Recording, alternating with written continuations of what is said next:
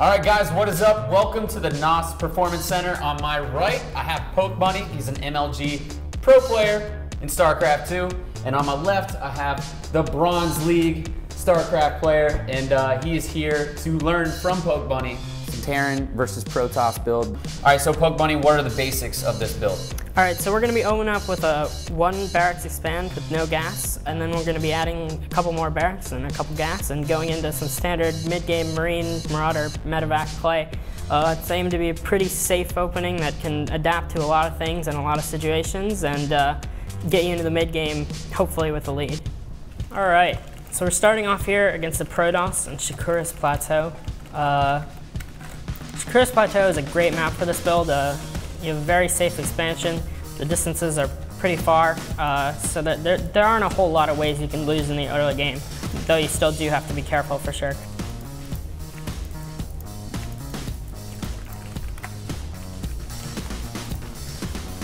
So how many SCVs are you building now to your first build? I'm going to go up to 10 SCVs. Right after starting your 10th SCV, I'm going to make a supply depot. Can really be anywhere.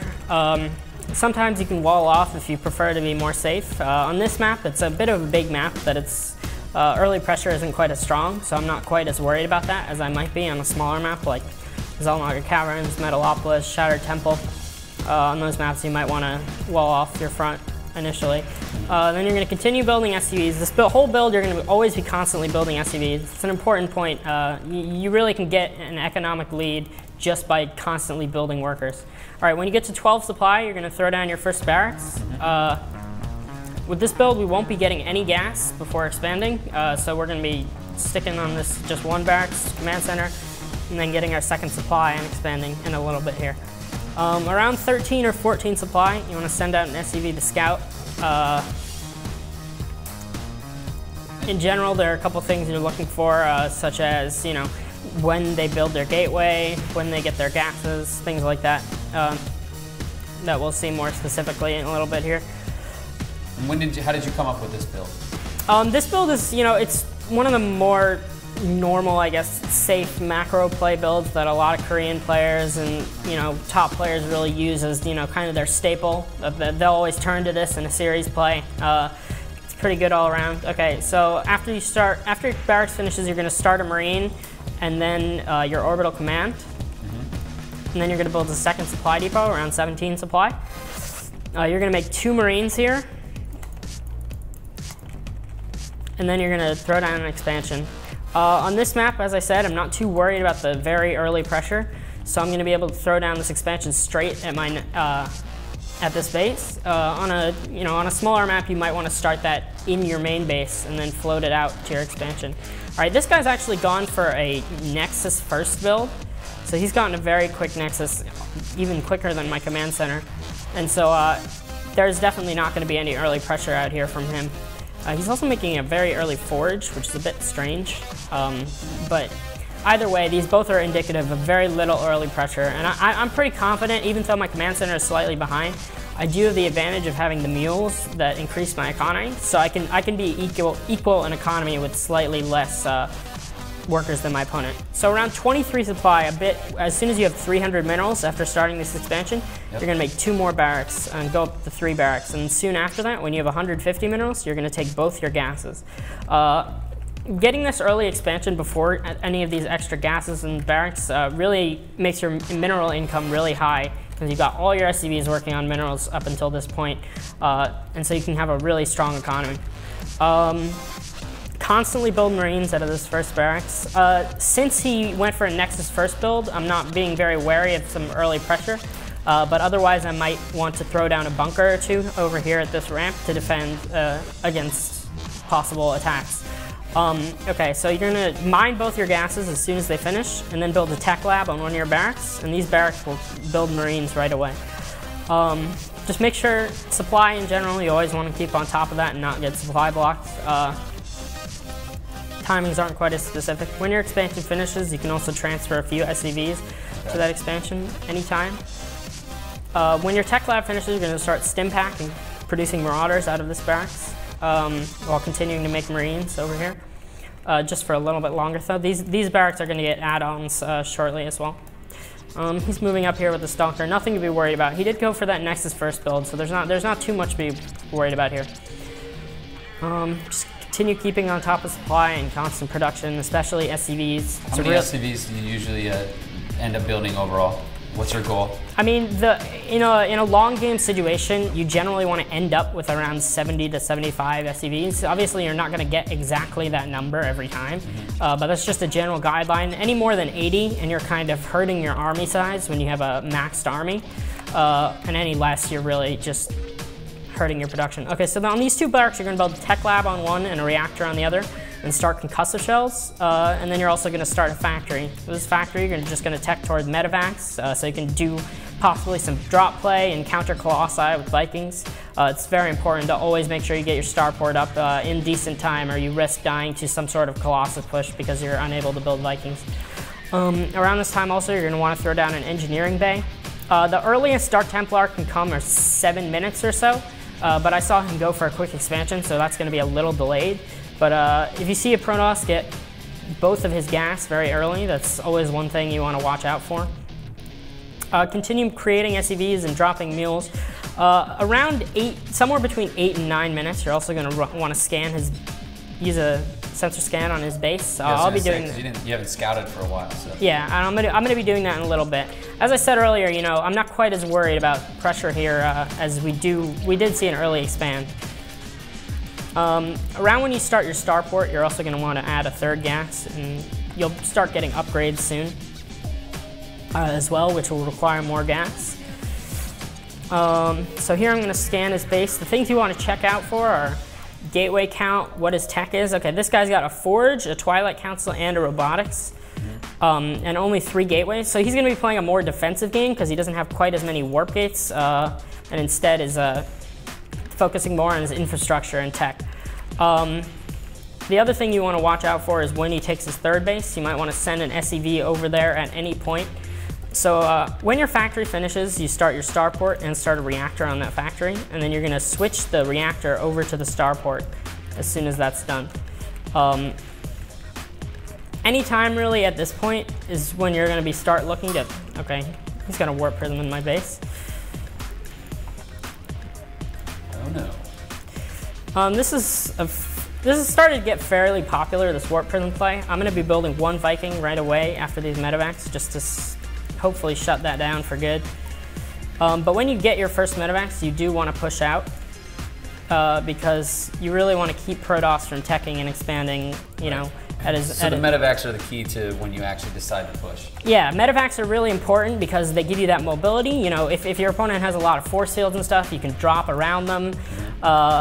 Or if he's got Colossi, you can also do some drops because Colossi are very weak against a split army. You're going to attack him straight on? Well, I'm going to move up here and then I'm going to check out what he's got. I feel confident that I can destroy this, so I am going to attack straight on. But, if he had more sentries or something, then I would have also considered dropping. I've also started my 3rd command center, as you can see in my main. I'll be floating that to a 3rd base as soon as that's complete. And it actually looks like I might be able to clean him up right here. As you can see, this build is very strong macro-wise. If you just by building SCVs and constantly making units, I was able to get a larger army than him. Yep. And just overrun him because he was going for some warp prism tactics and stuff, and I was just building units, and that's really where this build shines, is that you just can end up with so much more stuff than your opponent. After you add your 3rd command center, you can just add a few more barracks, go up to 6 or 7. Start upgrading with this engineering bay, take your 4th gas, and then, you can add more upgrades and stuff really at any point. This isn't really a specific timing as much as, all right, now I've got money and I'm into the mid game and I'm mining a lot of stuff, so these are things I need to get. You want to add upgrades. Eventually you're going to be getting ghosts as well.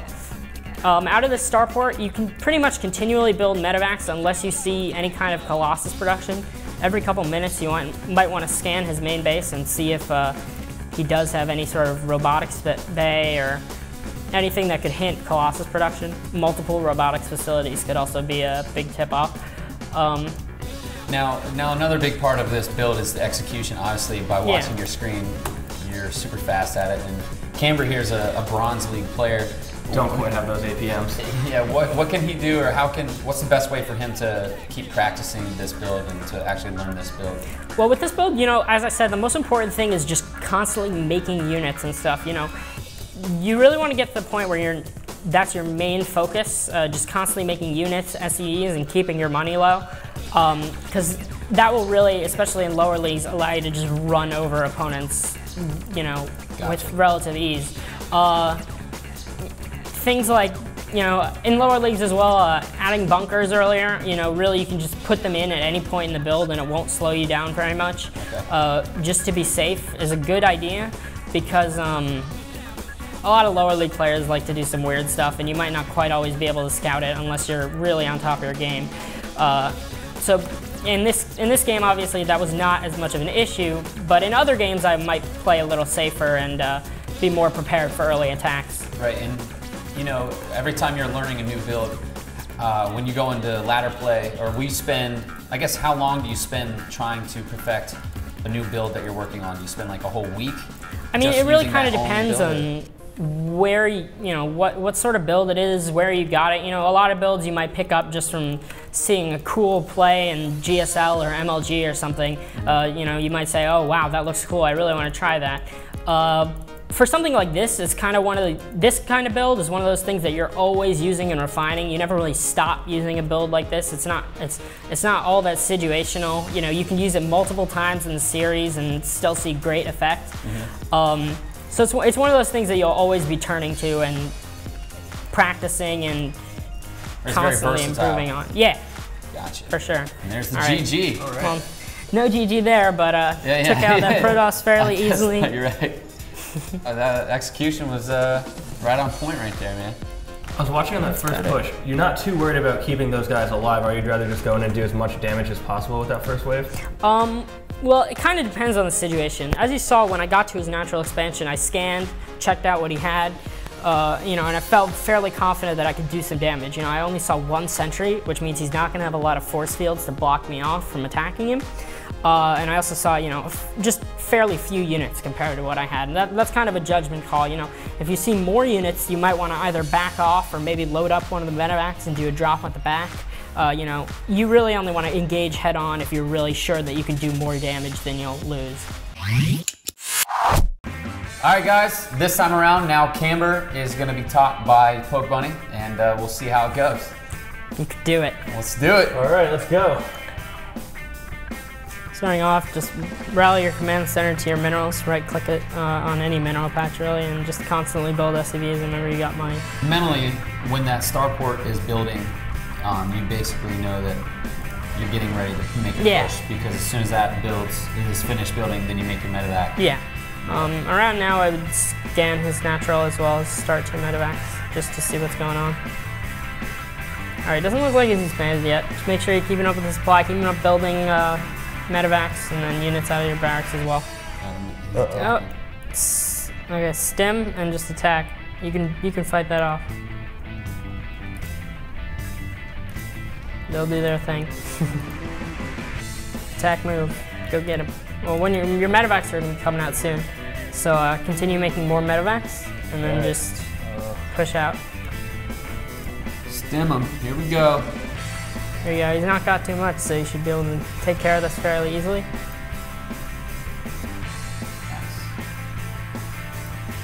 Make sure always during this time you still got to build stuff as well. So jump back to that barrack after you make some more units. The game doesn't stop when you attack. Yeah, that's why I said, you know, prioritizing, you know, making units, just constantly rebuilding stuff. And there it is. Key. There we go, GG. All right. Good work. Done. All right, so Pokebunny, what are some tips that you can give Camber as he will continue to work on this build? All right, so, you know, the biggest thing is, as I've mentioned multiple times, you just always want to be keeping on track with building supplies, units, SCVs, add extra barracks if you have money. Don't worry about, you know, you could make 10 barracks for all I care, and if you're spending all that money and making all those units, that's more useful than having, you know, 2,000 in the bank and no units. That's always going to be more useful in the long run. All right, Pokebunny, thank you so much for stopping by the NOS Performance Center today. Camber, best of luck to you in the future. Thank you. And guys, if you want to check out more videos like this, make sure you head over to MajorLeagueGaming.com/NOS.